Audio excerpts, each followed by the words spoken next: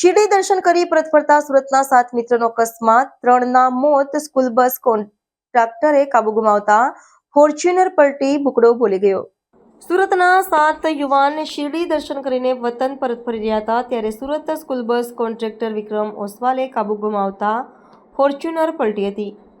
એમાં 2 યુવાનના ઘટના સ્થળે જ મોત થયા હતા જ્યારે એકનું સારવાર માટે લઈ જતી વખતે રસ્તામાં મૃત્યુ થયું હતું. 4 યુવકને ઈજા થતા સારવાર માટે નાસિકની ખાનગી હોસ્પિટલમાં ખસેડવામાં આવ્યા છે. 2ની હાલત ગંભીર હોવાનું જાણવા મળ્યું છે.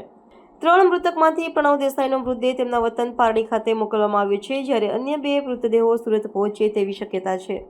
3 મૃતકમાં પ્રણવ દેસાઈ, લેબર કોન્ટ્રાક્ટર મિત્ર પલક કાપડી અને વિક્રમ ઓસવાલના સ્ટાફના સભ્ય સુરેશ સાહુનો સમાવેશ થાય છે.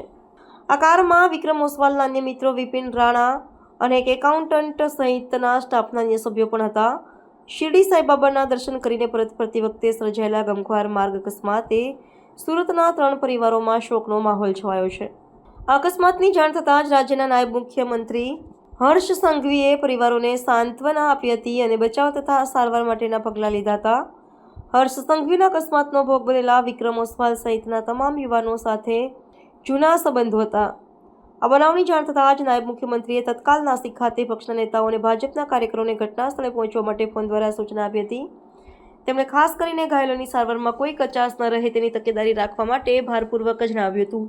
નાયબ મુખ્યમંત્રીની આ દરમિયાનગીરીને કારણે ઘાયલોને સમયસર અને યોગ્ય સારવાર મળી શકી હતી.